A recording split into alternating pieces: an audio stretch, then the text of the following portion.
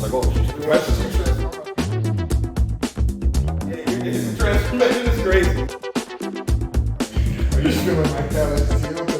It's on my lap. So I took it, bro.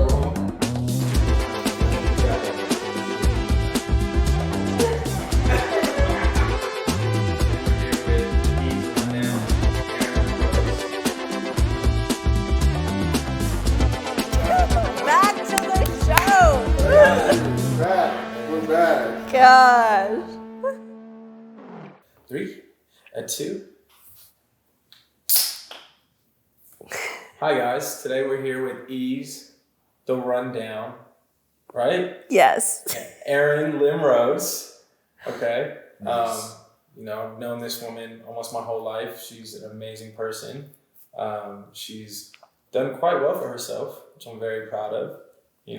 Has a beautiful husband, beautiful family, and we're here to talk about her life. Woo! These are the nicest things you've ever said to Isn't that me, weird? and I know it's because we're recording. He didn't know what else to say. He was I like, know. okay. He's like, I've run out of compliments. Nice things. Thanks for having me, guys. No, It's a thank pleasure. you. Thank you. So, we're here. We want to, get to know you a little bit deeper. Kind of understand, what brought Erin to where she's at today, how she found this path and how this journey all started, and why it all started. Why did you want to become a big-time host? Why did you want to be in the place that you're in today? And how'd you get here? Oh my gosh, such big, broad questions. Like, Where do you start? Oh man, where do we start? Well, I guess I've always known that I wanted to be like an entertainer. You've known me since elementary school, and I've always been a little ham where I would be doing like the morning news announcements, or I'd be in student council, and just had this comfortability being in front of people, and being in school plays and all of that stuff. So I really was just a little hammy, nerdy kid that loved to just put on a show. And I think it was in middle school when I was like, okay, I think broadcasting is, I probably wasn't saying that to myself in middle school, but I would do these fake news, fake news presentations for class projects. It's we're going to do a little artistic expression of something, and some kids choose to color, or some kids choose a diorama, and I'm like, I'm going to do a news broadcast and teach you about this thing. Yeah, it's no joke. That was me. And so I always knew it was entertainment. And then my parents would send me away to these performing arts camps, or filmmaking camps, editing camps. So I really learned a lot about the business from an early age. And I don't come from a business family. My mom is a hairstylist, my dad is in law enforcement. So even though I grew up in this LA area, it wasn't I had these connections to the industry. It really did feel foreign and far away, even though it was so close. I had friends who had parents who were producers and directors and, all those cool things, but it still really didn't feel super tangible. So then in high school, I would be doing the news broadcast for El Camino Real and, doing all that. Yeah, Elko, what's up? Shut up, you Taft people. We had a great soccer team. And then I was all right, well, what am I going to study? I actually thought I was going to be an actress. And my dad he said to me, no, you're not going to be waiting on tables. I'm not going to watch you do that. So why don't you study broadcast journalism? Be a reporter or be a host. And he would always watch the morning news with me, or we would watch ESPN and SportsCenter and all of those things. And he's like, be like this, be like her, be like Nichelle Turner. Do you see this? Watch her trajectory. She's been on. And I was like, okay, cool. That stuff would excite me. And so I was like, okay, I'm going to study broadcast journalism. So in college, that's what I studied. And I went to Chapman Dodge College of Film and Television. And I was able to really just sharpen and hone in all the skills that I needed there. I was able to produce there. I was able to do a documentary. I did multiple documentaries there. was on the live broadcast that would be in Orange County. So like it wasn't just like our school that could watch it, but if you were living in the Orange area, you could see this broadcast. And so that really gave you the confidence and the practice to like be comfortable in front of a camera. And so that was like such an awesome program. Wait, to hold you real quick. You said be comfortable in front of camera. Yeah. For someone that's known you your whole life, when have you ever not been comfortable being solely who you are? Gosh, I mean, I guess I've always been really comfortable in this like space, you know, like always having a camcorder or like stealing someone's camera. And then, you know, with camera phones, it's like you're always on a camera. So I guess I've always liked that. But there is something about being on live TV or when, you know, they count you in and it's like, okay, we're going to be live in 3, 2, and then like having to read a prompter and then someone in your ear. It's like a whole different thing. It's not just like, oh, me being on camera live. It's like there's so many things going on behind the scenes in your head, in your ear, like at the same time that you're talking. You have time to be nervous when you have so many things going on. You're reading, you're listening, you're like, you have to respond to what you're reading. Yeah, I mean, I feel like the nerves, they kind of creep in like probably a couple hours before. It's like, okay, this is the thing. Like I'm prepping, like I want to be on point, everything. And then when I hear like the 30-second countdown, I'm like, okay, like get in the zone. And then when I hear the 10-second countdown, I like say this like really quick prayer in my head. And then it's like 3, 2, 1. And it's just like, I'm in it. And then after I wrap, I'm like what just happened? Yeah.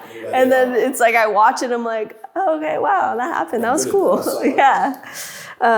So after Chapman, I remember you decided to embark on this journey to your homeland. Yeah. Not fully my homeland. Decided to go to what? Singapore. Southeast Asia. So yeah, my dad is Filipino, so partly my homeland, but yeah. Well, okay, Philippines is the homeland for my dad, but Singapore, I'm not Singaporean, but yeah, I do claim the region Southeast Asia, so semi-homeland. Yeah. So how did that all come about? Like, I actually don't know how it actually all. Yes. So while I was at Chapman, it was my senior year, and we have like a winter course. And I spent a month in Singapore doing a documentary course. It was like a cross-cultural experience, make a documentary in a foreign country. And I was integrated with Chapman Singapore students. And as I was there for that month, I was like, whoa, this place is like super awesome. I had never been to Asia prior, even though my dad's from there. And it was just, it was, I don't know, it was just so magical because Singapore is the Disneyland of Asia. Like everyone there speaks English. It's multiracial. It's multicultural. Like I felt an affinity there. I felt like I could blend in there. And when people would ask me, what do you want to do after you graduate? I said, I want to be an on-camera host. And every Singaporean there was like, you need to come here to Southeast Asia, like start your career here. There's so many Eurasians, Pan-Asians that look just like you that have awesome careers out here.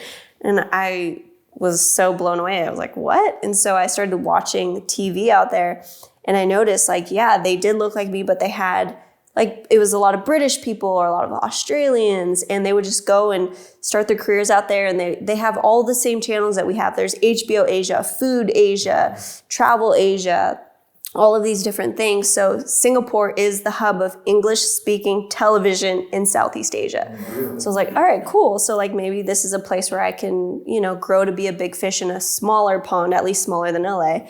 And so I started thinking about it, researching it. And at the time, I was already set to go to like Montana to do local news reporting, because that's how it goes. You get out of broadcast school and you go to like a top 100 news market, which is like really high, and you go to a random city and you really like endure the weather and conditions and everything. It's like, cool, I'm gonna go to Billings, Montana. And then, but then I saw Singapore. I was like, this looks like an awesome adventure. I know I'm gonna make it here. And I tell my parents when I come back from Singapore, I was like, I'm going to Singapore after I graduate. And they're like, you're crazy. And then I just spent the last 6 months of my senior year emailing and reaching out to different producers, directors, agents, anyone I knew that was kind of in the industry out there, people I didn't even know. I sent emails with a top line saying, this might be a long shot, but, and then in the body of the email, it was like my headshots, portfolio, my reel, everything. And people responded and they're like, cool. What? It's a true hustler. Yeah, it really was a hustle time for me. So yeah, so people responded and they're like, cool, let's take a meeting. And I was like, yes, let's set up a Zoom or a Skype. At the time it was Skype. And they were like, no, we're not going to do a Skype. Like, we want to meet you in person. And I was Who like, is this? these are just random people, like whether they were a director or a producer or someone from a talent agency out there. Everyone wanted to meet me to see like, okay, well, what are you about? And so no one wanted to meet on Skype. And then I was literally sitting in my graduation commencement speech, like checking emails like a real businesswoman. Boss. I get a reply from a host I had reached out to. His name is Ollie Pettigrew, and he was like the Ryan Seacrest of Southeast Asia. Like, he had done all of these incredible shows and someone who I really admired. And his wife and him had emailed me back saying, yeah, we want to meet up with you. We'll be in LA this week. And I was like, okay, cool. Like, these are like, yes, like, let's meet up. And so Ollie was there, and I take him out to lunch, and, you know, I just graduated, so I had like $0, but I still like paid for his meal, and he was like really impressed by that. But he looked at me and he said, I see that you have the drive and the skill set and the ambition. My advice to you is just go to Singapore, give yourself 3 months to make it or break it, set a budget. He's like, I will introduce you to all of the people that I know, producers, network showrunners, whoever it is. He's like, I'm actually leaving to come to LA to do a show out here in the States. That's why I'm here. So, you know, I'm ready to just pass off the baton. And I was like, whoa. Like, Said this no is one awesome. ever. Yeah. Yeah. That's like, a blessing. Yeah, exactly. Like, someone who's so like experienced, and I was like, wow. So then that gave me the confidence to just like fully jump into the unknown. I was like, okay, cool. Like, if it doesn't work out in 3 months, I'll come back. And I convinced my parents to like let me go take these business meetings in Singapore after graduation. And I was like, I just need to take like these business meetings for a week, meet up with people. And my parents were like, if that's what you want to be your graduation present, like take all your graduation money and go. And they ended up coming with me because they wanted to know like, where is our baby girl moving to? Like, if it's anything like the Philippines, that's a third world country and it's very unsafe. So the three of us go. My parents are doing like location recon, and I'm taking these meetings, and everyone who I met was impressed and they wanted to work with me. They were like, great, when are you gonna move here? And I'm like, well, you're gonna give me the job and the employment pass, and then I'm gonna move here. They're like, no, call us when you move here. So then it was back on me, like, okay, am I just gonna move here? And so I go back home to LA for a couple months and make the decision I'm going to move to Singapore at the end of the summer with like $500 in my pocket and all of my stuff. And my parents were trusting, but I kind of tricked them because I told them I had a job. I was like, I got something. And I did, but the job was for me to host like a live event that was gonna maybe be locally televised, and it was for like a men's fashion show, and I was gonna be making like $400. It was a gig. It was a gig, but it was not a contract. Not a move here, you're good. Yeah, and the name of it was Manhunt. So nice. They were stoked, like, cool, how can we watch this? I'm like, you can't. So, that was my first gig, and dude, it like, I really had nothing when I went out there. And the funny thing is, the first 2 weeks of me being there, I was just so jet lagged, and I had just moved there. And a friend of mine said that they were going to meet up with the director, and they're like, come meet this director. It's good for you to just network. And I was like, nah, I don't want to. I'm like super tired. And they're like, come on, you need to meet people. So I go, and at first I was going to just go in like workout clothes, like, you know, just lazy ass me. And he's like, you should probably just dress up. It's a director. Yeah, not that. Okay. And then I'm meeting this person, and the director at the coffee shop was like, so do you act? And I said, I used to as a kid. It was like an old passion, but not anything that I'm really pursuing anymore. He's like, cool, we're casting for our last character for this sitcom. And we were originally looking for an Indian, but you kind of fit the bill. So you can be like, half Singaporean and ambiguous and whatever, an exchange student from America, but you'll be a main character. And I said, okay, cool. So I go to this audition, I get it, I'm written into this show. Wow. And I'm just, Yeah, I know. I was just randomly cast in a local Singaporean sitcom, and it was like on their main network. And it turned out to be the thing to lead me to E-Asia. It was like, what? Yeah, I know. It's honestly, it really is like this God timing thing where it was like the earth, the mountains, and the ocean were all just moved in alliance at the right time. But before I even moved to Singapore, I would watch E-Asia. I'd watch all these things that I really, could see myself doing. E-Asia was definitely where I wanted to be. But anyway, so as I'm doing this sitcom, I'm doing press for it. I'm in magazines, I'm in newspapers, all these different things. And an E-Asia producer saw me in a newspaper, looked me up, emails me and was like, this might sound creepy and stalkerish, but I'm an E-Asia producer. I see that you are, you're a trained broadcaster. Like I saw your aaronlim.com. By the way, if you're watching this and you're a college student, set up your own domain, have your own business cards. Like these are all things that I did to like be a professional before I was a professional. I was a professional, dude. Yeah. Like business cards, websites. Professional hustler. Yeah, you have to be. You have to. You really have to fake it till you make it. Period. And so I met with this E-Asia producer who randomly found me because of the random sitcom I did. And he was like, great, cool, we want to work with you. It's just going to take some time to like work out this whole employment pass thing because I was technically like illegally working. I was getting like, I don't even want to go into it. I don't want them to find me. But eventually I got an employment pass. I incorporated my own company, my own production company. So it like money was going to the company and it was coming to me. But How old were you? I was 22. Yeah. You're making major moves, right? Yeah. And 22 and just, this is my dream, this is what I want to get. I'm going to figure it out on my own. Did you Yeah. have like a star mode? Were you feeling like a star? Because you hadn't been Out there, because you were doing the local TV thing. Yeah. But to have countrywide exposure and all that? Honestly, I didn't really, I thought it was going to be an overnight thing. Like once I was cast, I'm like, I'm going to wake up and be a celebrity. Like I won't even be able to go to the market, you guys. I'm about to have it. That didn't happen. But I think like I did a mall appearance and someone was like, hey, you're on that show. And I was like, this is it. That's it. But they wouldn't know any better because it's like, obviously I was at this fucking mall experience. But anyway, yeah, so I was doing that. But it did take a long time for E-Asia to like lock me in. It was like, they were interested. They were like trying to pursue me, but they're also playing me, not playing me, but like it was a long courting period. And in between, like I wasn't making money. So I hosted a bunch of different shows in between. Like I hosted a travel show, a kids show, a dating show, a tech show. Like I was all over the region, just like hustling for like, I needed to make money and I needed that experience. Like the whole reason to go out there was to cut my teeth and like make mistakes and to like develop my own voice and my own style. And being out there just fully allowed me to do that.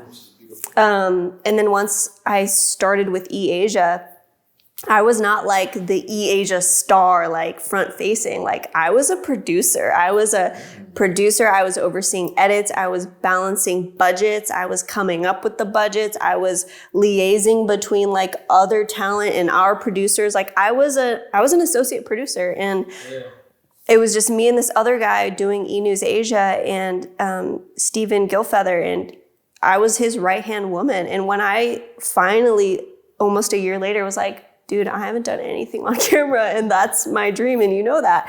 He's like, yeah, but you're like such a good producer. He's like, you are my girl. And I'm like, yeah, but I came out here, you know that I want to be the host, and like I see you guys eyeballing other hosts. And he's like, you're right, hang on. And he goes and talks to an executive. The executive brings me in, and he's like, Aaron, don't leave us. Cause I was 1 foot out. I'm like, I'm gonna leave. And he's like, don't leave us. This is E-Asia. This directly connects to E-Hollywood. And isn't that where you want to be one day? And I was like, you're blowing smoke up my ass, but yeah. And then he's like, we're going to send you on a junket. You're going to Taiwan. He said, you're going to Philippines this weekend for the Star Magic Ball. The homeland. And so I was like, yeah, this was me going to the homeland. And I was going to be interviewing all of the biggest Filipino stars in the Philippines. And let me tell you, Filipino stars are way bigger than American stars. Like, if you're a Filipino star, like, you are huge, like millions upon millions of followers, crazy endorsements. Like, you are just so major. Like, Filipinos ride for Filipinos. So I researched these Filipino stars like they were the biggest things on earth. And then when I got to the Star Magic Ball, I interviewed them, and I'm like, you know, I stalked them, and they were like, how do you know so much about my life? And I was like, you are the Brad Pitt of Philippines. And like, they were so floored. And then my producer was like, oh my gosh, like, whoa, you killed this. And then E-Asia started sending me on more things in front of camera. And then it was like, cool, I'm getting the experience that I actually wanted this whole time. And then randomly, I'm like, okay, I need to go home and see my family. I also have to like go to a wedding.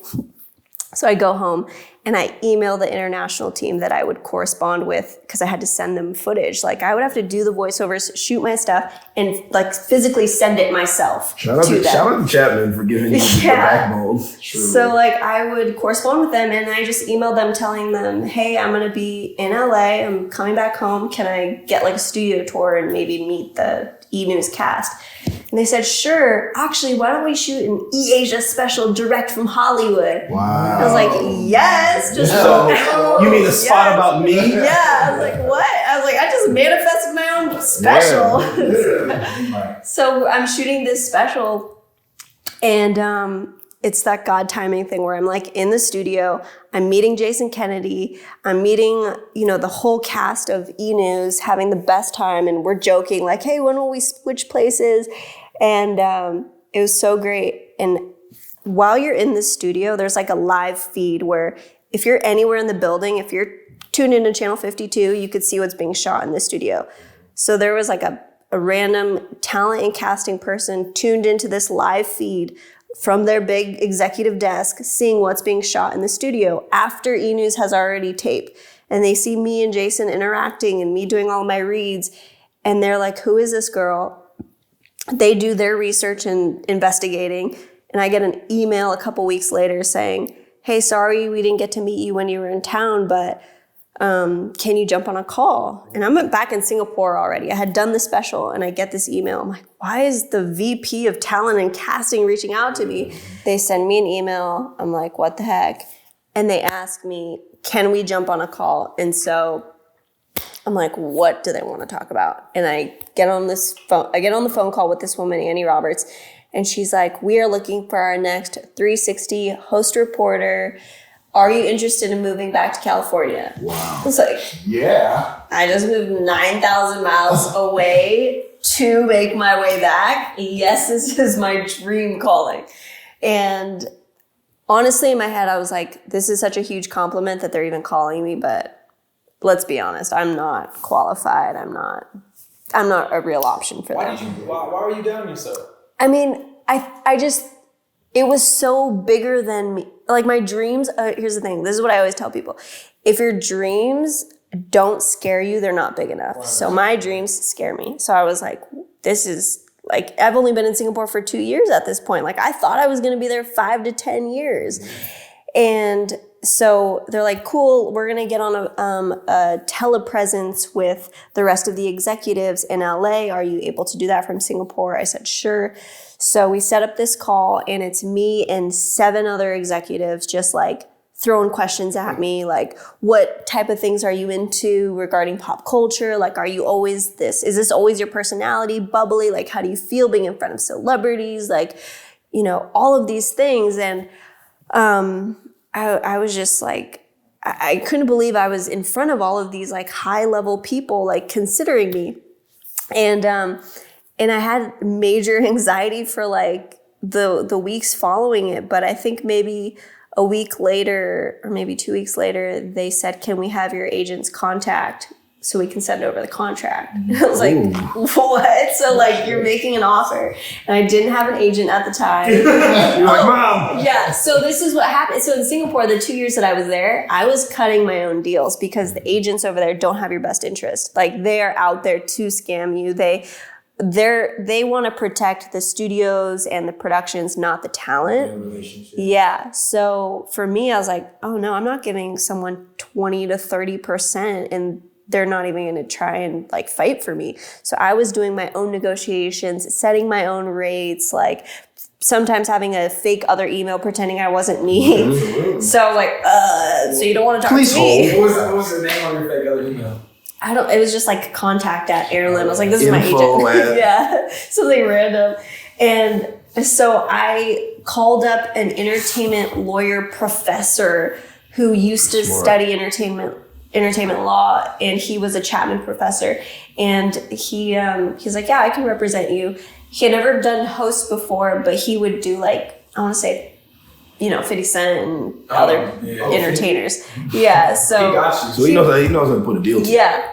So they sent me something, and I was afraid to counter. I was like, we can't counter this. Like, whatever they're gonna give me, like that should be Especially fine. when you have to work with the people, you don't want them to think you're difficult. So Exactly. you have this feeling like, I want to get what I know I deserve, but I want this job. And he's like, no, Aaron, this is how it goes. Like, we have to counter. We have to ask for these things.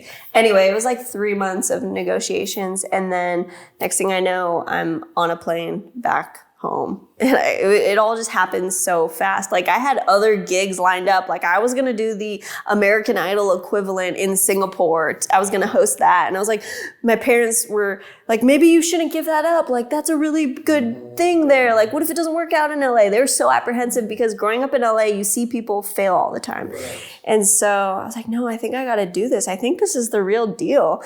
And I came.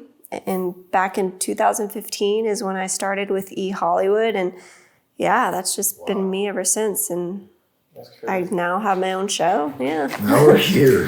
Now I'm here. Looking back on your journey, what you were there for, you graduated college 2013, right? Yeah. 2013, so about 2 years until you made it back home. Is there anything you would have changed about that experience, about what you learned, about what, like, the highs, the lows, like anything you would have changed? Not one thing. Like, being out there, being on my own, it really did teach me to like have that like tenacity. And I'm sure you guys know, it's like when you are like when you will do whatever it takes, and you will not stop at anything. You gotta have it. And it's like, even on the days when I wasn't working, because I was a freelancer, so it's not like it was steady income. Like, there were weeks or maybe months in between. And it's like, on those days off, like, even when I was like, oh, I just want to stay in bed, like, I'm sad or I miss my family, it's like I would send an email just to be the squeaky wheel. Like, hey, I'm still out here. Like, you looking for a host for anything? Do you got any projects? Can I take any meetings? Like, it really did like keep that fire and that flame and like just that drive. And when you have a full-time job and you're like comfortable, like, you're not sending those emails.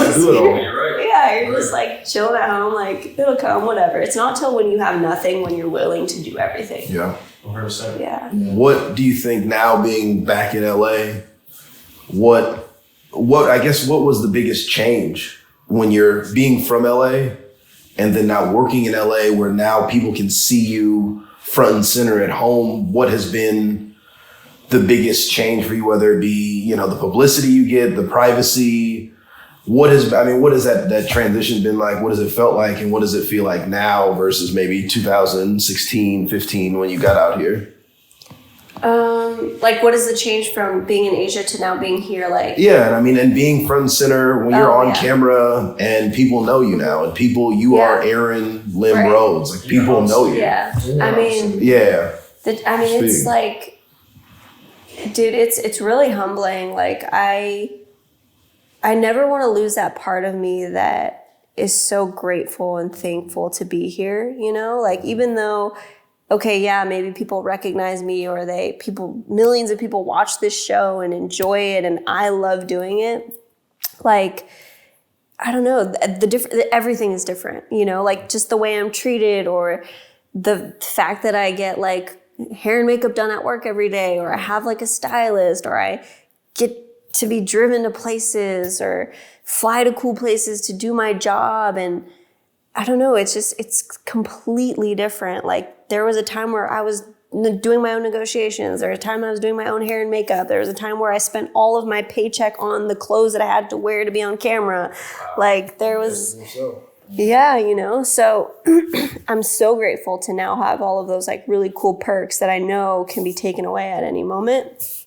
But yeah, at the same time, it's like, I know what it's like to work behind the camera as well. So I have like so much respect for it. I know what it's like to be a one-man band where it's like you have to do the audio, the camera, the lighting, everything. So, you know, I always want to like have that sense of gratitude for the entire process.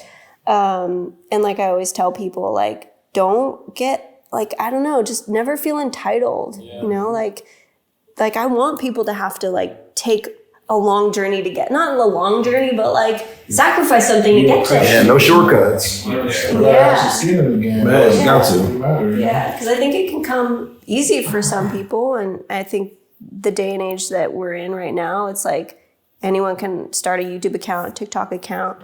But it is so different being in this position, but knowing like I took this journey to get there. Yeah. Yeah. I think it's pretty cool to see, like, you know, we've all known you for quite some time now, well before you were who you are now.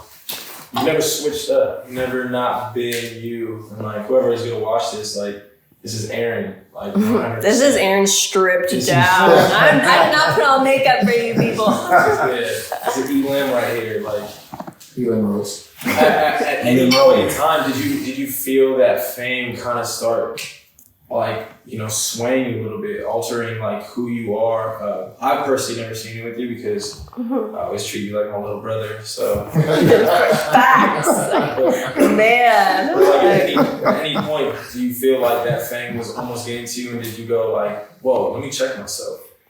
No, because my family would check me. Like, I'm still so tight with my family, and they're always like every day, like, stay humble, stay grounded, stay thankful. So, yeah, I don't know. I think if anything, like maybe my taste in things has changed, but like that's not something I'm necessarily outward about, you know, like I don't even like to consider myself a celebrity or anything like that, you know, like my grandmother, like I love her to death, and she would always like, this is my granddaughter, she's a celebrity, watch her on the, I'm like, Nana, no, stop.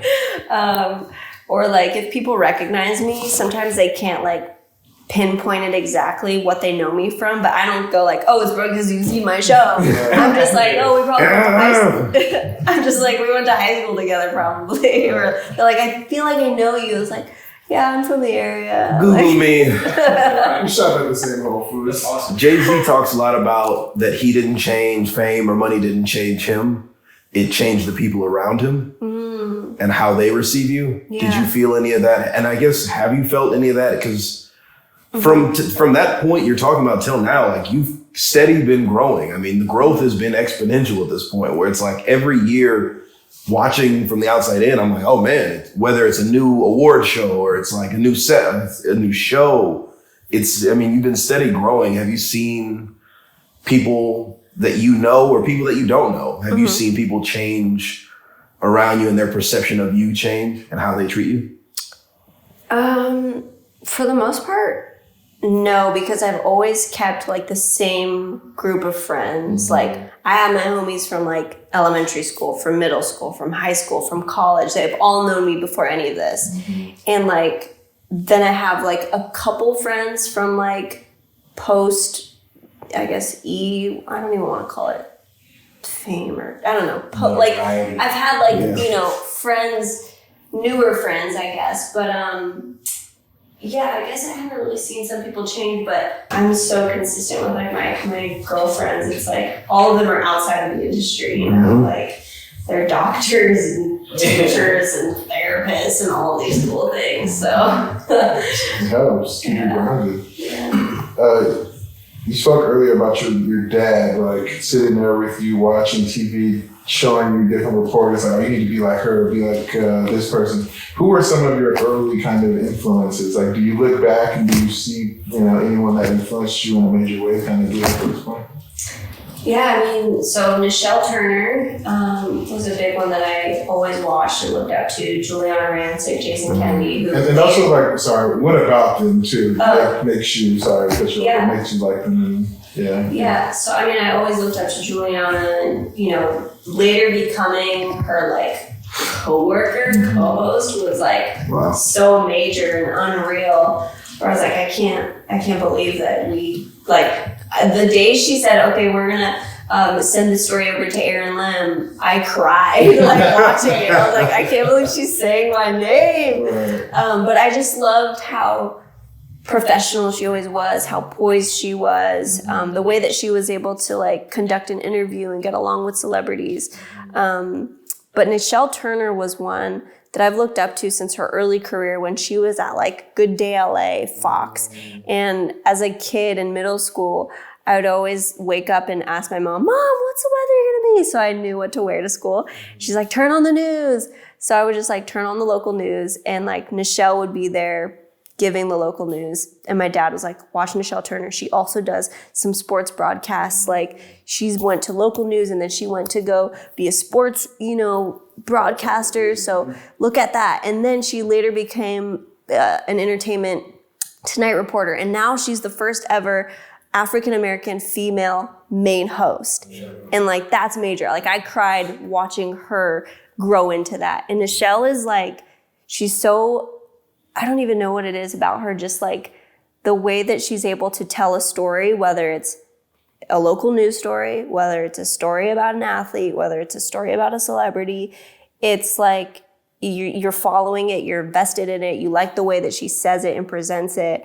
And I remember seeing her on the first red carpet, like, probably in 2015. I was at a premiere and she was, like, a couple outlets down, and I just went up to her and I was so nervous. It's like, we're about to be interviewing some crazy megastar, but, like, this was Nichelle Turner. I've been watching her for a minute, and I go up to her and I was like, I just want to say I've been following your journey for, like, years. You're someone I look up to. Like, I'm honored to be on this carpet next to you. And she was, like, so moved by that, and she's like, wow, thank you for telling me that.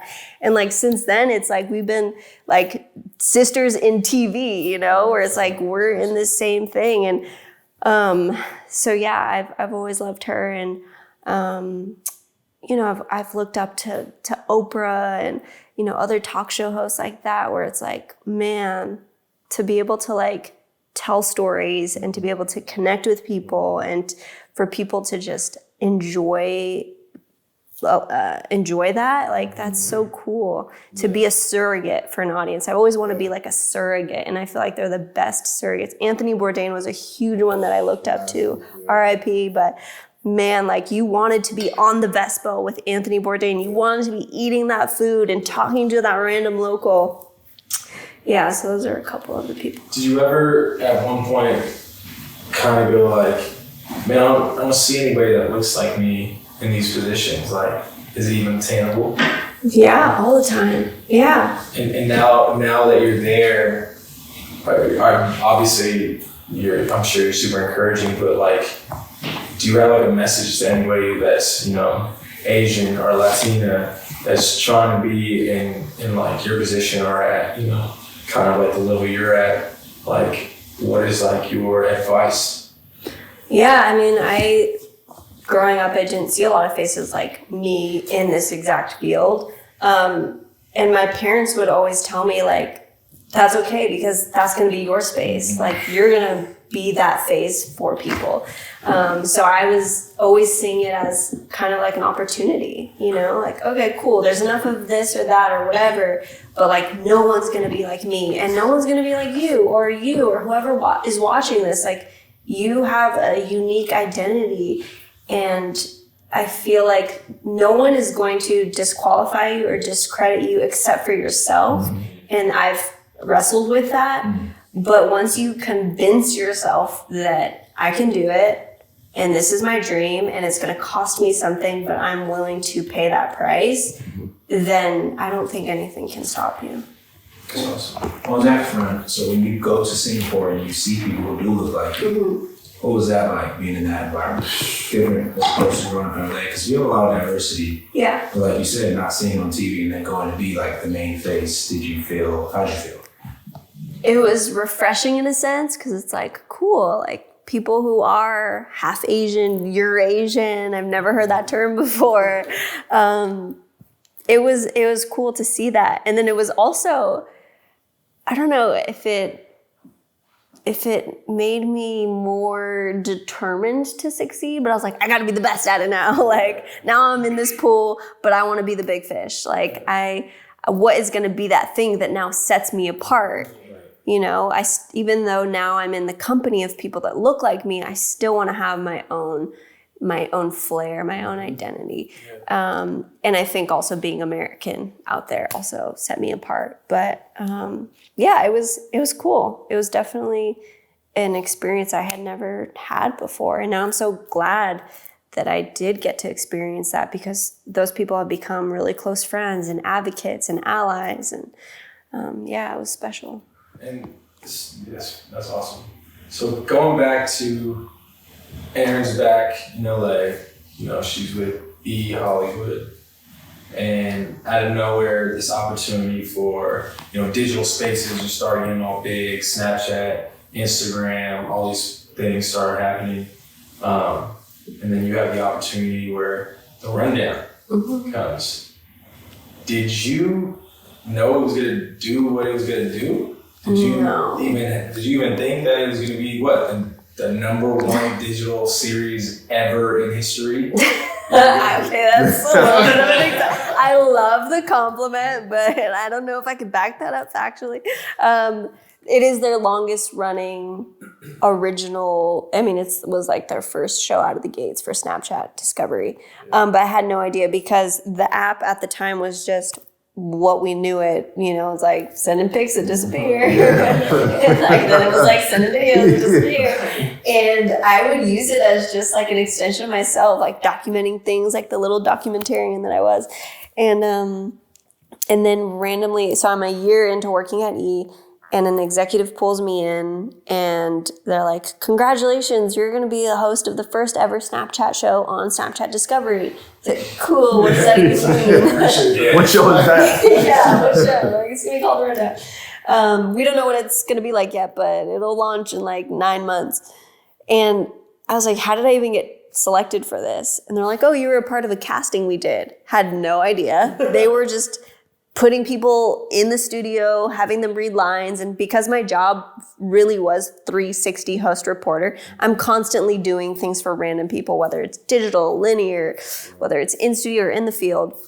And so I guess, yeah, I was being called in and they had me read some scripts and they said, tell the story like you're telling it to a friend and do it really casual and not hosty and throw all your broadcast skills out the window.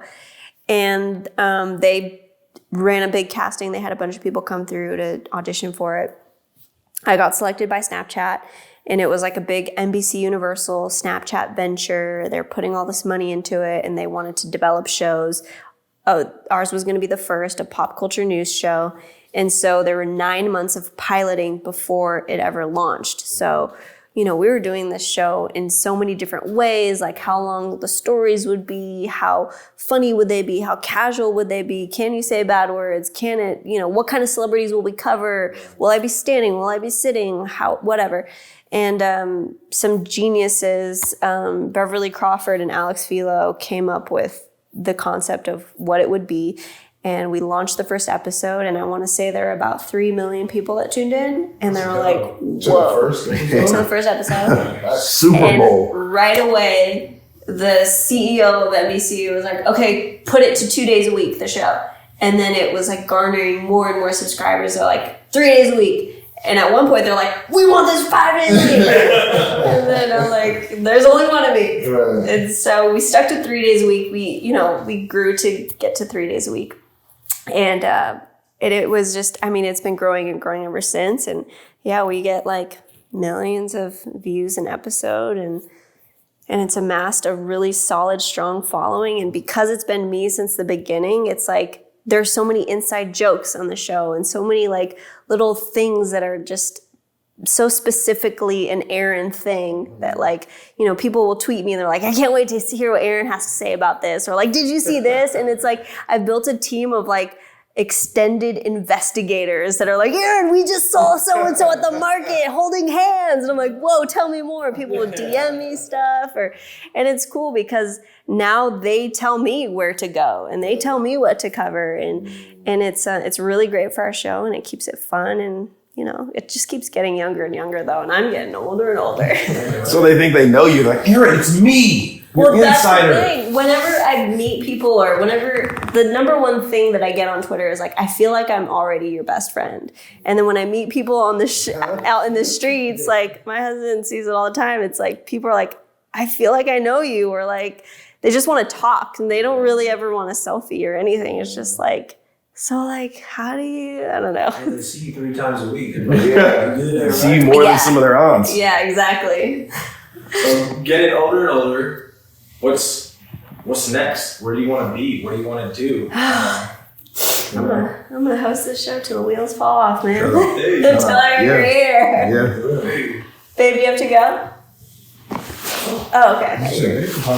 You want to hop in? What's next for me? Plug the company real quick. What? Plug the company real quick. I mean, I'm a wife now, and Shout so out. like that's fun. I'm exploring, you know, doing my own like little YouTube thing. That's like just a fun thing to do on the side. It's not tied to anything. It's solely just opening up my life, you know, because people love having an inside, intimate look at you. But yeah, I mean, eventually I do want to be like the female Anthony Bourdain, or I do want to be like the Oprah that gets to just invite people into their home to have like real candid conversations. And, you know, I am so one with the world where it's like, I want to just travel and be in search of stories and meet interesting people and eat exotic, weird stuff. So. I think, so on a heavier note, I think, you know, Hollywood kind of gets a bad rep with people of color sometimes, with women sometimes. What has that been like for you navigating being a woman and being a woman, you know, a biracial woman, Pan-Asian woman? What has that been like, you know, really diving into? Now you're at a high level, you know, you have respect and you have some power. What has it been like getting to that point as a woman and kind of maintaining your integrity and not allowing people to push and walk over you? Yeah. And really maintaining who you are? I mean, it's been hard, especially just being biracial. Sometimes I feel like I don't fully know who I am. You know, I'm never Latina enough. I'm never Asian enough. When I was in Singapore, I definitely felt like I wasn't Asian enough. Or even just being American in a foreign country, there's that stigma like, you dumb American. And I'm like, whoa. So I've always experienced this weird, like, I'm not enough type of thing. And then, you know, when it's like Hispanic Heritage Month and they're like, cool, we want to have you on because we need to like fit the, you know, our ticket here. They're like, you're Latina, get on here. I'm like, but I don't even like fully speak Spanish anymore. I'm so like gringo now. Or like, it's Asian, Pan-Asian, or it's Asian American, you know, all this stuff's going on. And I'm like, oh my gosh, I don't feel Asian enough. And so it's like definitely been an identity crisis at times. And yeah, just being a person of color is always proven to be challenging in this country. And there's so much stacked against you. And then throw in being a woman. But I don't know, at the same time, like, I don't know what it is that my parents did, but they always like told me that like, you are enough, you can do it. Don't let anyone tell you that you're not enough. Don't let them tell you that you can't do it because you're a woman or because you're Asian or because you're Hispanic. Like you have been trained to do what you want to do. You have gone to school, you're educated, like you are from this country, like you need to be here at this table and people need to see your success and need to hear your story. So I've always felt empowered by my family and by the people that I surround myself with, you know, like I've got an amazing core group of people that have always just motivated and encouraged me. But it comes with challenges, but you really do have to like have that self-talk that like, you know, like have that inner strength to like persevere and push through all of those things against you. So, you know, having this past year, we had a lot of things happen with COVID, with the BLM movement, with everything that's been going on. What's that like for you, you know, having a father that's in law enforcement, having a husband that's, you know, that's African American? Like, was that hard? And to say it was hard is an understatement. Yeah. It's just like I don't even know if I could say that I felt like my heart was in two different places, but it was like my heart was fully with, I'm getting emotional just even thinking about it, but it's like you feel the gravity and the weight of everything that's going on, and you know like so much hurt has been happening for so many years, and it's like you get to a point where you just like, you can't even turn away, you can't even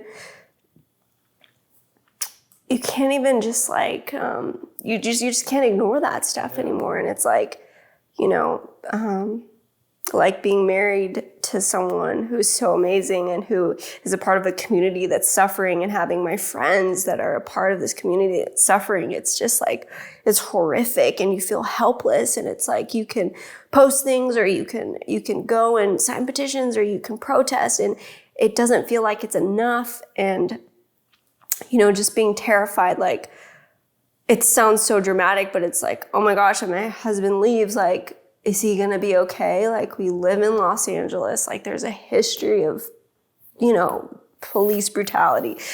And, but then, you know, a lot of people don't know this about me, but yeah, my dad was an officer for over 20 years, and my brother is an LA County sheriff, and one of my cousins is also in law enforcement. And so it's like I come from a law enforcement family, and you know that like not all officers are bad, but like saying that, you almost feel like you can't say that, you know? And there were definitely some uncomfortable conversations that were had, and a lot of growing that was had with family. And it was a really, really hard period. But I think at the end of the day, you know, my sister-in-law said to me, she's like, I get it. She's like, that's your husband. So like, of course, I understand where you are. And she's like, you know, my husband also has to go out there too. And you know where his heart is, and you know how he is. And so like, I would hope that you understand me on my end. And I was like, I fully understand. So yeah. And just like, you know, knowing that like the future child that I'm going to bring into the world is also going to be a part of this community. It's like, I want things to change. I want it to be better. And like, yeah, I was definitely in the middle of it all. And it was really hard. Yeah. But like, I think growth and understanding occurred, at least in my personal life. Yeah. I mean, being from a family of that is in law enforcement, it is important to say it though.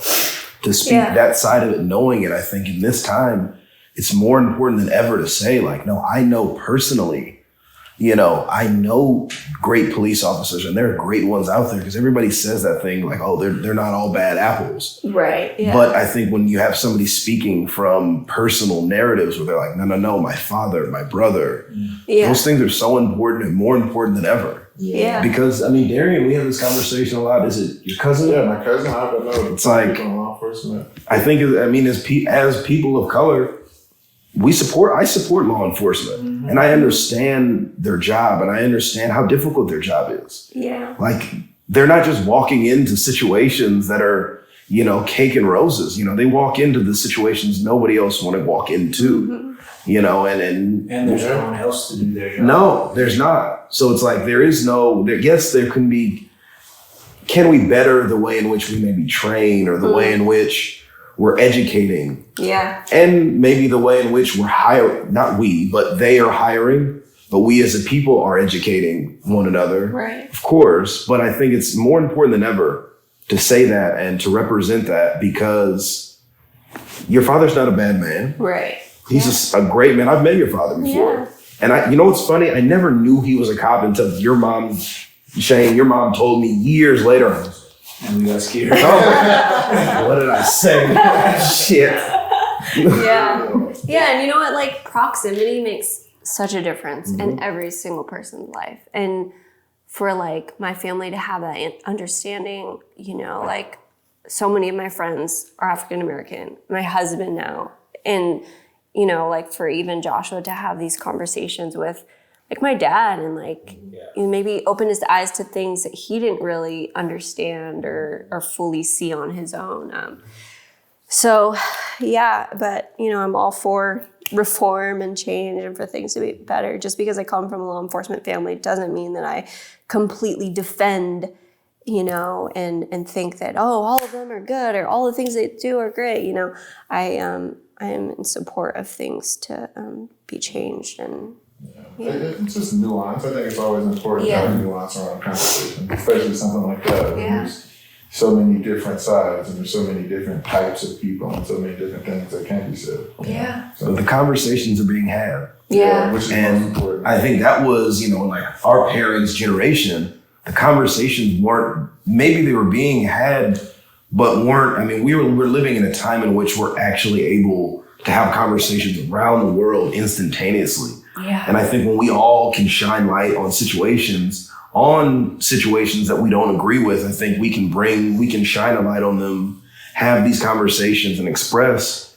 from all walks of life how we feel about this. And we're finding, for the most part, what I've really excluding the internet, what I've come to find is most of my white friends, most of my friends that aren't people of color are on the same side as I am. They're empathetic.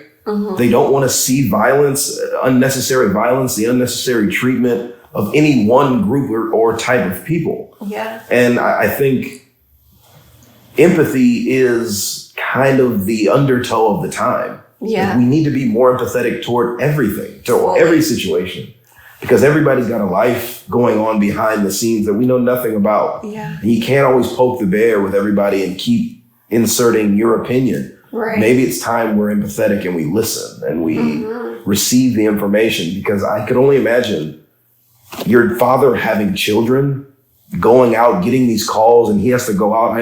I could only imagine what your mother feels like and felt like for 20 years. Yeah. Every time he gets a call or he's like, I got to stay out late, I'm going to work another shift. And it's like the horror stories you hear from the other wives and the other husbands, Right. you know, and I can't imagine. Right. And you as his daughter, Yeah. you know, when you hear about these situations, you see helicopters overhead or you hear chases going on. And I hate to poke the bear, but I'm just thinking about it. Yeah, no, for sure. I mean, I felt the weight on both ends. It's like so much was happening, and then you hear like, oh, like a sheriff was shot at this, and I'm like, oh my gosh, you know, like I know my brother's out there working, and you know, at one point my dad was like, I know you're so passionately fighting for the right things, and I understand. He's like, but are you ever at any point gonna publicly say that you come from a law enforcement family? Oh, that probably hurt. And I was like, I don't think so. I don't think so. Yeah. What's it like when you have such a large following and you have things you want to say and there's things you're obligated to say? Like, how do you find that balance? Oh gosh, it's hard. Like there's so many times where I'm like, I need to put out a statement and like fully express where I am, and you like overthink it and overanalyze it, and days go by and the moment passes, and then it's like, well, I guess I'm just not gonna fully say what I really meant to say. But yeah, there's always people that you're gonna offend, and sometimes it could be your own family. And I think I just really had to figure out what was like most important to me and staying true to me and my own thoughts and not be influenced by, you know, maybe pressures from family or whatever it may be. Yeah. I mean, because it's a double-edged sword, you know, because I know there's a lot of Black and Latino mothers that feel that same thing we're talking about. Every time they hear a young Black or Latino or Asian or white man was shot, they feel that heart-wrenching feeling of like, my kid's out. Where's my child at? Yeah. And so it's like, I remember at one point we were talking about our moms wanted to get together and talk to us, which I respect and understand. And I actually really would love to do it at some point. And maybe this is the type of forum where, because it's like they have so many things they've seen and that they want to share as well, where it's like, hey, we want to help educate you and leave the bits of the wisdom that we have, because again, I think everybody's feeling it, whether it be the families and the officers, whether it be the families of the civilians, everybody's feeling it. And again, it's just like the nuance. Yeah, part of the culture that we're in right now too makes it so uncomfortable. You don't know, like, oh, good, where do you lie? Especially someone like you, I'm sure, having a big following. Like, we kind of felt it a little bit in the NFL, I'm sure, but like, where do you lie in this thing? What can you say? I've personally been in situations where you may tweet something or say something and then you get the call like, hey, you gotta take that down. Oh, you can't do that. And I think, just continuing to kind of have the conversation and to, talk to and let it be known kind of as much as you can, like what your position is, at least amongst your people. Yeah. Like a big thing for me, at least in the last couple of years, has been like, I for sure want the people around me to like know where I lie. Yeah, stuff. absolutely. It's not going to be a surprise to people that I know. And, even if I'm not like, on social media, tweeting or doing all these things, like just to have the conversation, like I'm not saying, it helps people to, because you have a perspective or, a little nuanced kind of position that's going to add something to someone's kind of take on the whole thing. Completely. Which is so important, It's how we progress through these things, I think. Yeah. So, And adding and furthering to the conversation, like a lot of the, and this is a personal belief, but most of the time it's a lack of exposure. People just don't have the experience with other groups of people. All they have is what they get from TV or from the media and the internet. Exactly. So they have misconstrued ideas of groups of people that are just people. Yeah. And so and unfortunately, sometimes the depiction you get from mainstream media or entertainment, if you don't have any relations with a person, a Black person or whoever it is, you're naturally gonna feel and have different feelings that you've kind of harbored and harvested. Yeah. I don't want to say wrongfully, but Us like unconsciously. if the water in the well is bad. Well, you can only also have a take or a perspective if you've been exposed to it. Right? Yeah. It's very difficult for the normal person, I think, to go outside of their realm of possibility and concoct something that they don't. It's then fictitious. That's fictitious. There was a podcast I was listening to, and I believe I can't even remember what it was called, but the gentleman on it was talking about how a lot of people have this preconceived notion on things that they hate, don't understand too much about it. And he said for himself, the easiest solution that he found to that was to embed himself into the things that he hates to then understand. Wow. And by doing so, you actually start to realize that the things that you hate aren't things you actually hate, but just things you did not understand. And I think that is very relative with everything that's going on in this world. And that's been going on in this world for, thousands of years. Forever. It's we're all afraid of the unknown. Yeah. And by being afraid or having some sort of fear where we aren't willing to take that step to try and understand. And that's something I think, especially now, in this society, in this world that we're living in, we just need to do more of. Myself having a Latino background, Dominican father, Mexican mother, even being fully Latino, I still don't know everything there is to know about my culture. I still don't understand it. I don't understand. It took my dad telling me that one of the first ever slave sites was the Dominican Republic, and I had no idea. And that's something where it's, with it obviously comes with education, but also just comes with taking that step towards the fear, to understand it, to really answer that question of, are you really afraid of this? Does it really make you feel uncomfortable, or are you just uncomfortable because you don't know? Right. Yeah. That's big. It's people just really being misunderstood on both ends and not knowing how to interact with someone who maybe is not cut from the same cloth, or it's like that old saying, like, walk a mile in that person's shoes. It's like you really do have to put yourself in someone else's shoes to like be empathetic. Exactly. Yeah. I mean, I always try to remind people in my circle, people I'm having conversations like this with, I'm like, and speaking for myself, like, as a black man, black is a color. I come from a rich continent. I come from a country. I have great grandparents that go beyond this country. Yeah. But not knowing that is very difficult. And whether you care or not, it takes a toll on you. Not knowing where you come from, it's hard to know where you're going. And knowing that people just say, you know who you are, you're black. I'm like, that's a color. Yeah. I don't have a native tongue, a native food to turn to, but I also believe that black is its own culture now. I mean, it's its own. We have our own language. We have our own food. And it's a culture that's pushing the rest of culture, It like is, all it of is. culture. Like it is pop culture, like mainstream. That's what I really culture. felt when you go to Europe and they didn't go through civil rights. They're really excited to receive you normally. They're like, ooh, American black? And I'm like, yeah, this is I was in Austria, in a small town in Austria, and they had never met a black person from America. These kids, and they were just looking at me, and I was like, what's going on here, man? And then, they spoke, one of my buddies who speaks German was speaking to them, and they were like, the only thing they knew of black culture was what they saw, and that was athletes and entertainers. Wow. So to me, to some extent there, I was honored. Yeah. Because they were looking at me and I'm like, yes, I know, it's real.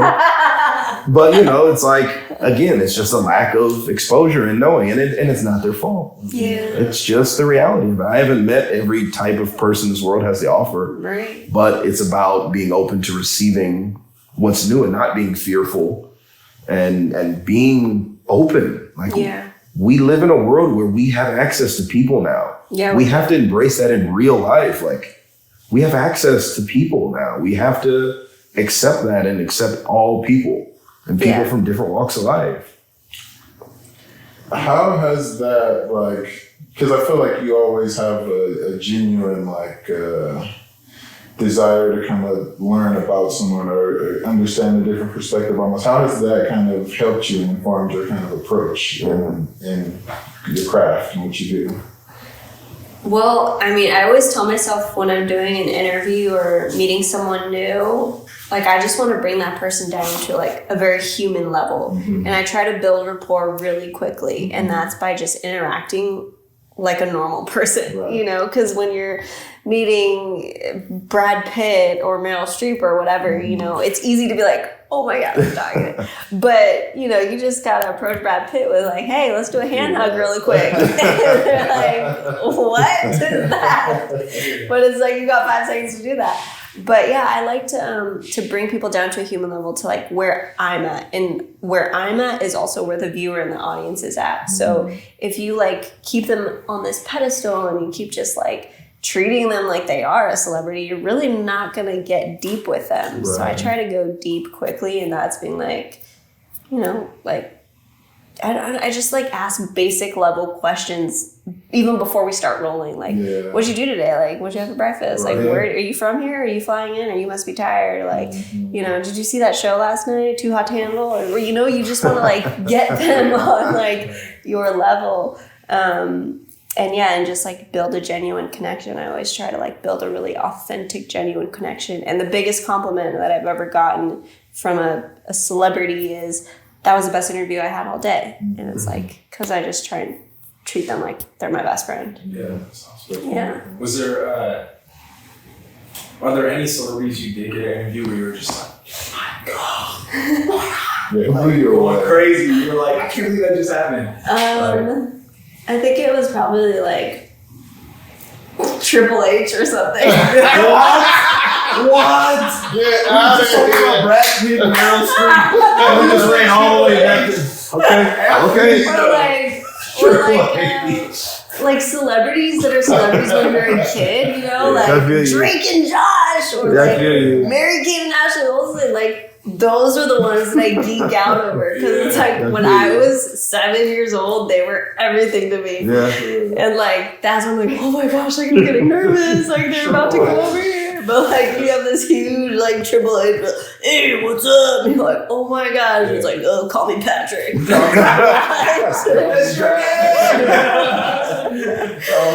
Yeah. Where did you learn the trick to kind of, I don't know, get people to come down, relax, or their egos that get in the way every now and then? Or Huh, where did I get that? Man. is that just you? I want to say, I think that's just me. Like, maybe it's growing up in LA, you see celebrities all the time, so you kind of get jaded by it. It's like you randomly see, you know, some musician like at our dance subs on Ventura Boulevard, so you're like, Shout out to Dan. seen it. Yeah. Yeah. Dance subs. We've never been there. You always won. Arthur, Dance! great too. So good. But like, how often do we just like run into a Kardashian? You I know? mean, I wake up Yeah. every morning and in the mirror I see somebody, you know? Yeah. Shane just arrived, buddy. Right. Yes, arrived. Yeah, you're right. You've Yeah. also just always been like that easygoing, easy person to talk to. Like, One of my mantras is just be weird. Like, Yeah. we're definitely I feel you. weird. Y'all want to see these pictures when we were little.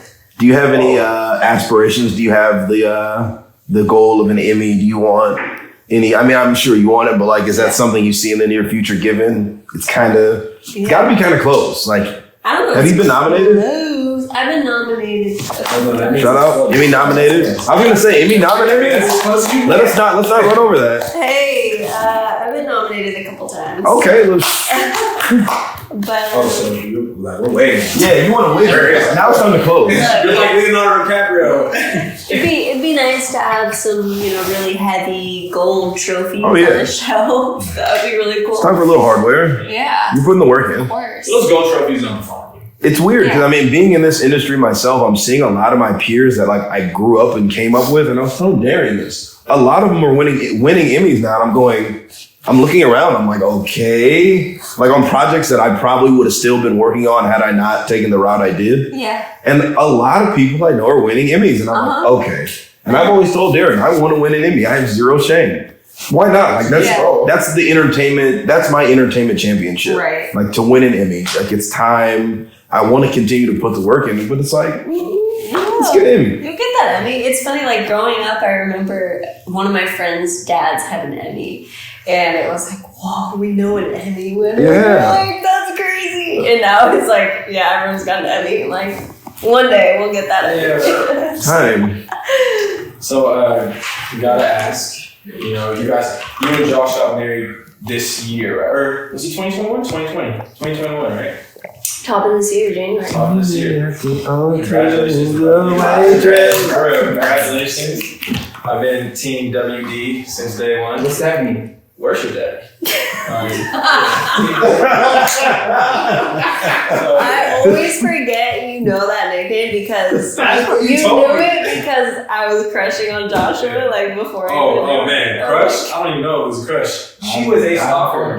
I was not a stalker, but I also didn't know his name, so I had to give him a name. I'll never forget. WD, baby. First Oh time no, it's supposed to be WD, that's me. Just recently married this year. Beautiful thing. You know, I'm already an uncle, but I'm trying to have another one. You know what I'm saying? I need some more little ones running around. Like, is it coming? Is it not coming? Is it happening? Barbara Walters over here, everybody. I see you, Barbs. I'm great at it. Barbara Wilson. Well, depending on when this thing gets released, you may or may not know that we're having a baby. Hey.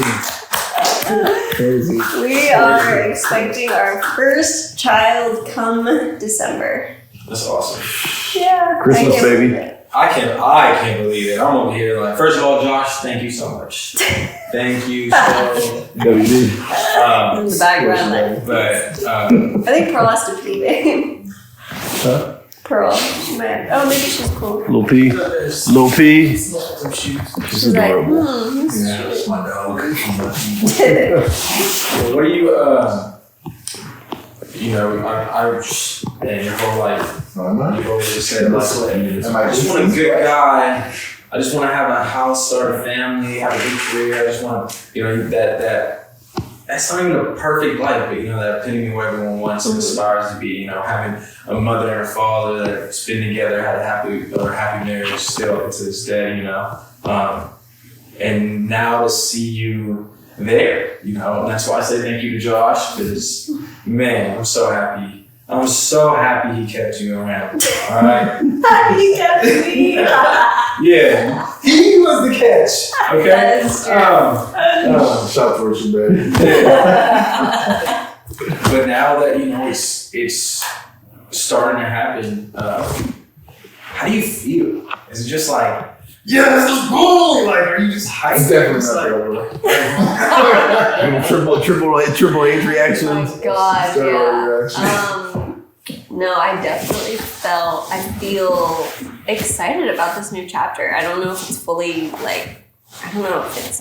fully soaked in yet. Like, once I turned 30, I knew, which was just like a couple months ago, I knew, okay, this is going to be the decade of my life. Like, I'm going to have so much fun in my 30s. I've been dreaming of 30 since I was 13. Like, I was that little nerd that watched 13 going on 30, and I was like, that's going to be me. So now that I'm 30, I'm like, whoa, adulthood just went into full swing. Like, I'm in it. Like, I just woke up one day and this is me. Like, that's literally how it feels. Like, I don't think I've fully grasped it yet, but so far it's been fun and I'm excited, and I can't believe I'm pregnant because I still feel like a child. Like, I still feel like a child. I felt like one until I had her, until a month ago when we had the second one. I was like, oh my gosh, I'm an adult. I was cool with the first one. I was still like, it's just me.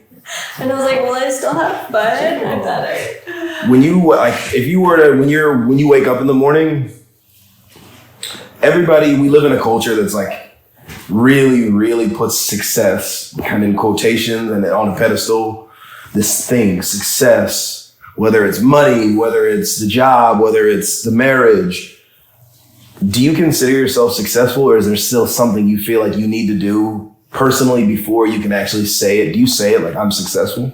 Or do you feel like there's still things that you need to do before you can be considered personally successful? I think, I don't wake up and I'm like, success. Killing it. Killing it. I sometimes look back at the milestones I've hit or the accomplishments that I made, and I'm like, I'm like proud of those things. And like in the moment when it's happening, I'm not really realizing like how big they are, how important they are. It's not until I look back and I'm like, wow, that was pretty cool. Yeah. But yeah, I mean, I know, I don't know, like there's some people my age who are like doing way more than me, or there's some people my age that are like not really there, or so I don't know.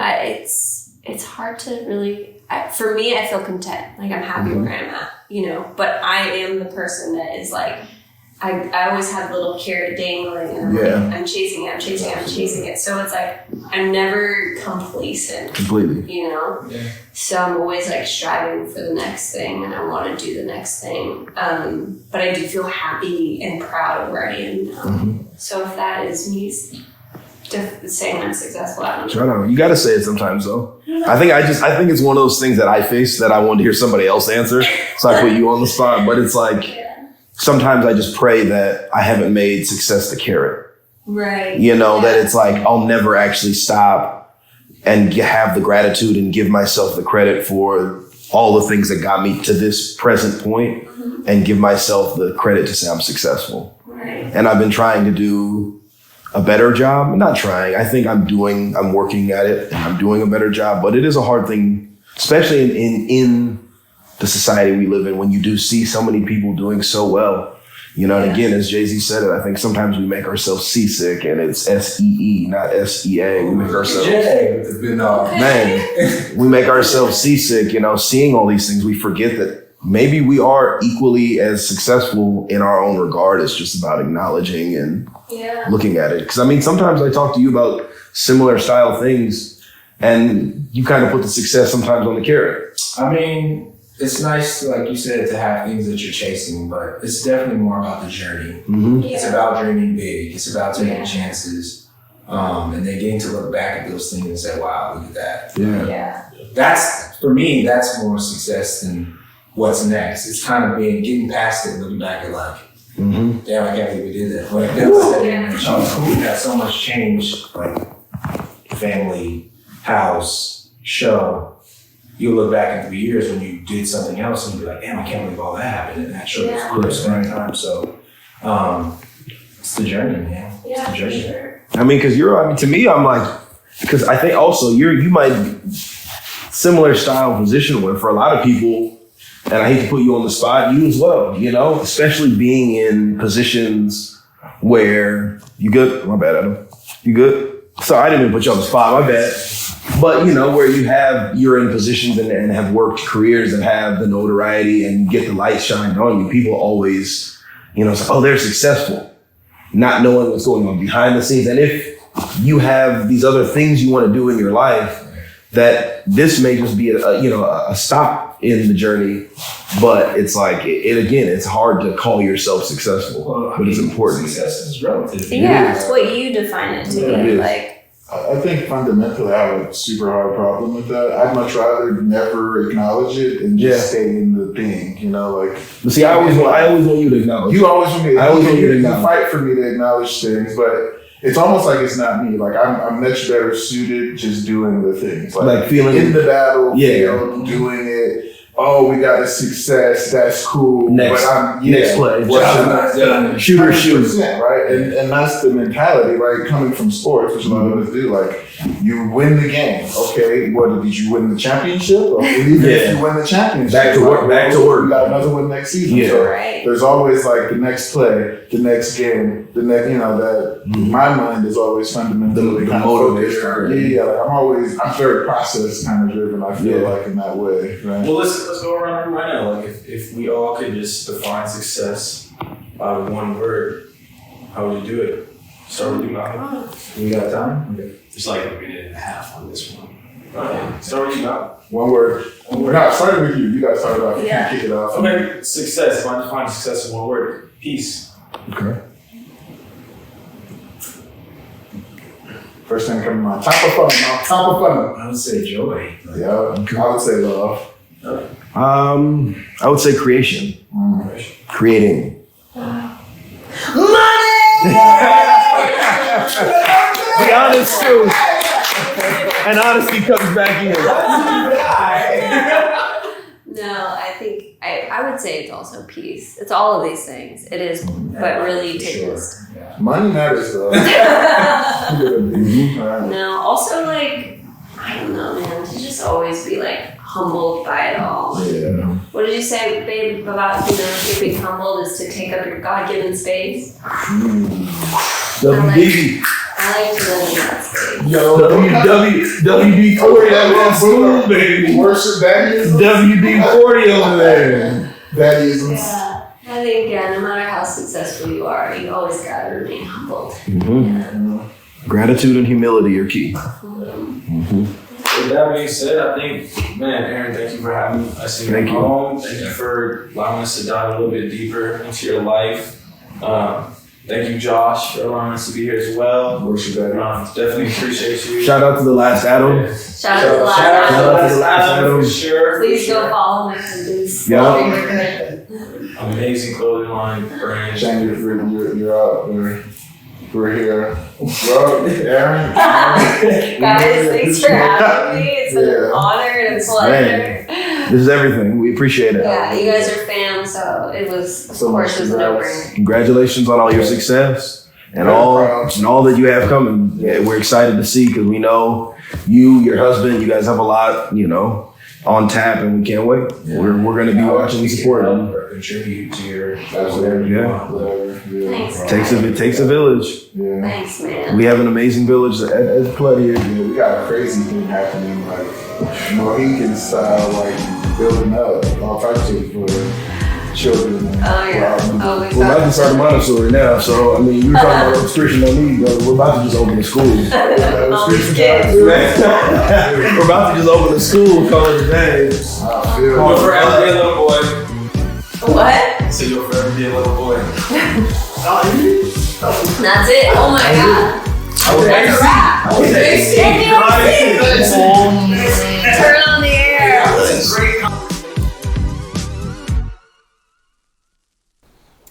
All right. Do I have to look at the camera when I say this? Do what you do, baby. All right. What's up, guys? We're here with Ease the Rundown, Miss Erin Lim Rhodes. Kind of crazy. Let's do that one more time because I don't think you got that right. So let's do it one more time.